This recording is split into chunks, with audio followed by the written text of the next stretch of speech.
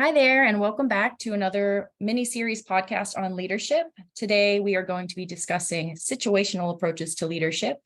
I'm here again with Chief Adam Hoffman of the Bruceton-Brandonville Volunteer Fire Department. And again, I'm Katie Smalley, and I'm the president of the Bruceton-Brandonville Volunteer Fire Department Auxiliary. And again, we're going to be discussing the situational approach to leadership today. Just initial thoughts. As I read some text about it, it wasn't really what I thought it was going to be. I really was expecting it to be more of a, what do you do in this situation? What do you do in this situation? But it is, but it isn't that way. And I actually find it to be very applicable and very intuitive. And as we discuss it, I'm going to pull up the diagram here. It's called the Situational Leadership 2 model by Blanchard and colleagues. And this was developed in 2013. And I think it was refined a few times before that, but the most recent version of that was 2013.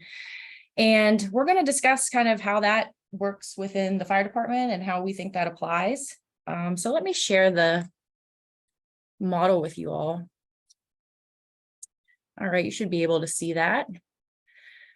So basically, this model discusses how members and followers, so we'll call them members in this situation, members have different levels of motivation and competence. And as that changes over time, your leadership skills need to be more flexible and develop with that.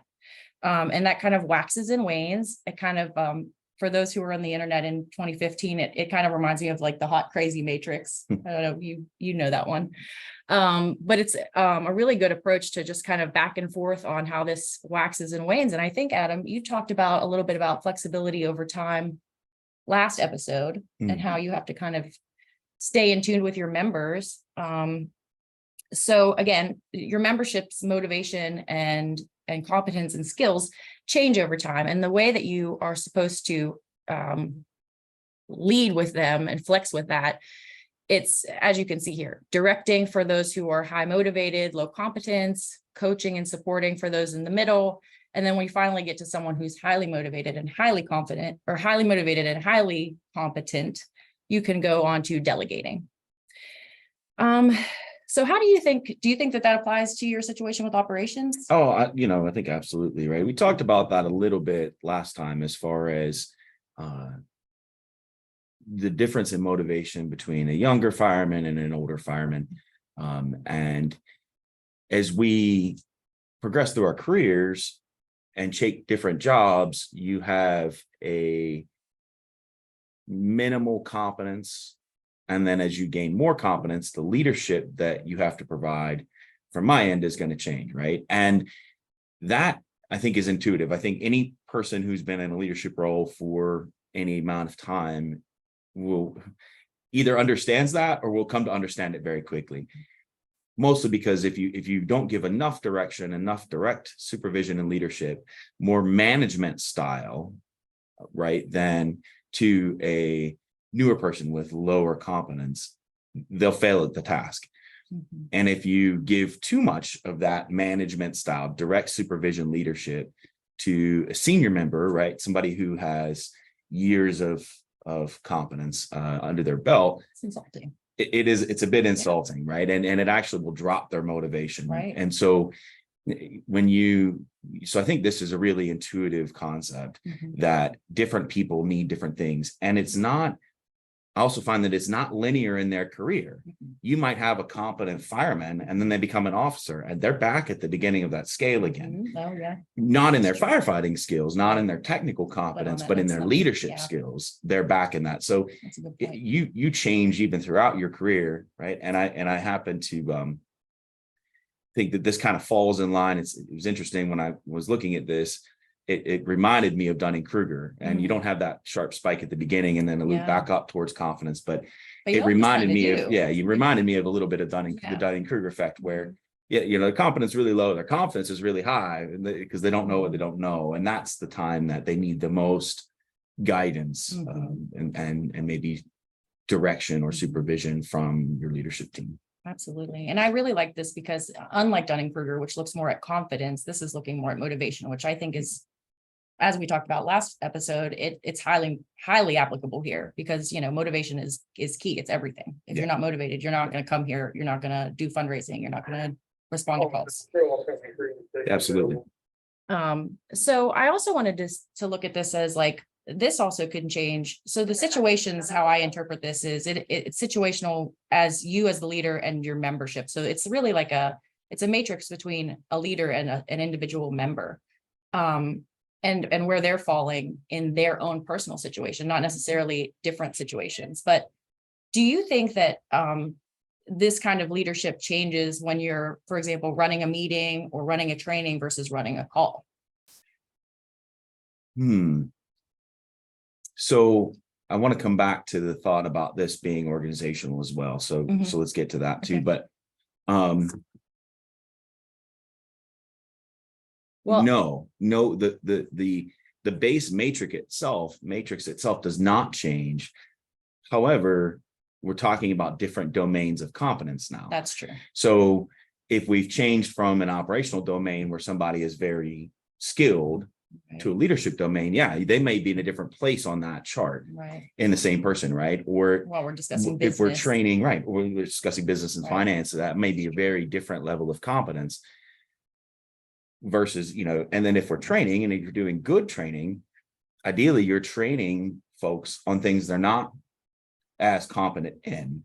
So when you're training, you're deliberately going to require more supervision, likely, because you don't have, if you're training somebody in something they already know, you might be wasting your time. That's It's true. fine to practice and find those skills. That's true. But the point of that training is to give them new information. And if you're giving them new information, then they're going to be lower on that and need more direct supervision. Sure. And actually, I was just thinking how I've noticed you run trainings as the chief. I've noticed that, it's your captain who's in charge of the trainings, and Yeah. typically, Yeah. and then you guys have actually come up with a model where you have delegated to other officers trainings in different niches. So, Yeah. So what they're good at, like you kind of delegate that out, which goes back to like, these are high level, high motivated people in the competence of firefighting. So that's interesting too. And to further that, we have one of our officers who's in charge of organizing, planning the trainings. But then he also has the power in his role to delegate the training assignments to people with specific expertise. So, competence, yeah. Right. And so if we're doing a rope training, we'll say, maybe he might say, hey, to our assistant chief, why don't you do this one? You're really, an expert in this area of thing that we want to talk about. And he's delegating even up the ladder some, like he'll give me trainings as well to say, can you plan and do this training? He's still coordinating it. Right. But he's delegating. That's interesting. So it's coming at different so he's levels. getting that on the other end of that, delegation side, not only from me, but now has his own power to do that as well. So as you're growing leaders, you have to give them. And then when he first started that, right, this is a weird, nested egg type thing. He wasn't super comfortable with delegating tasks to other people. So I was directing him and to help him learn to delegate. Interesting. Right. And so you really have that. But it's like that flex that we're talking about. Right. I'm not directing his technical skills, but I was directing him initially in, hey, you got to stop doing all of that yourself. You have to be able to delegate some of that out, and helping him, grow that leadership skill. Yeah, that's very interesting. Can we touch on the organizational piece of this as well? Sure. So, and I find that is true in organizations as well, where depending on how mature the organization is and how competent the individual piece is in that organization, the leader may have more or less direct involvement with the organization itself. Right. So as the organization matures and you have more competent people, the CEO of a company, will say, of a large company, can't be involved with what the line workers are doing. It's just not possible if you employ 1,000 people. So as that company matures, the leaders' task level things go just about or almost to zero. Right. Yeah. So that's an interesting point, because one of the criticisms of this situational approach theory is that it's really unclear how many folks a leader can really keep track of with this model. Absolutely. And the military addresses this. They've done a bunch of studies on this, and they found, and the term that they use is span of command and control. And they have done a ton of studies on this because obviously it matters to their manpower. How many sergeants right. do I need for a To platoon? How maximize, many sure. lieutenants do I need over my sergeants, and so on and so forth, so to maximize their manpower. Effective. And so I believe these studies are actually very accurate, and it does work. And what they found is that the span of command and control is 5 to 7, that you can effectively manage and lead 5 to 7 people as direct reports from you. Now, then they can lead 5 to 7, and they can lead 5 to 7. Right. And so you can branch that down. Right. But when you start to try to directly manage, motivate, and lead more than that, especially when you are doing direct supervision, right? You can delegate probably to more than that. Right. But when you start to get any broader than that, then you lose the ability to be effectively engaged with everyone. Right. And another criticism of this approach was, just going farther into that, is how exactly do you define motivation and competence in your people? And then how do they define that in themselves? And is that jiving all the time? I mean, they don't know. The studies don't really, there's nothing really hard and fast to indicate that in significant ways. So that's kind of an interpretable thing that, it's not as black and white as some folks would like it to be in this really nice structural model. And I'm going to stop sharing now so that we can get back to us. But yeah. And I think it's a lot easier, maybe in my situation, for the technical competence, because there's a checklist. Right. We have defined skills that Right. and metrics and classes and goals that you need to meet.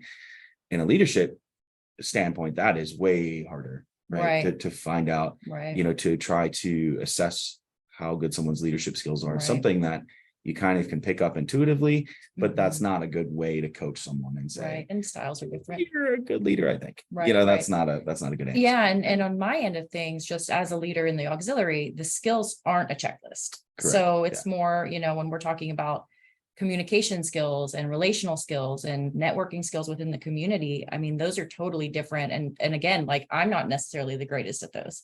So I try to hone in on someone who is like, okay, this member or this officer is really good with kids. Like, I'm going to let her organize the stuff with children. And this one's really connected to different nonprofits in our community. Who can we partner with? And just, that's how I've kind of navigated that. But again, it's a little harder when you don't have competence in like a skills checklist. So that's a nice advantage, at least that you can. Not that you can checklist Sure, everything, right, exactly. but it is a leg up, right? It's helpful, right. Okay, so, and then you said your officers help mitigate some of that.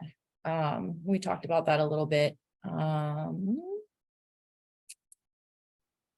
One of the really poignant things that I found in the text that I read was that our followers, or in our case, membership, have unique needs and they deserve our help.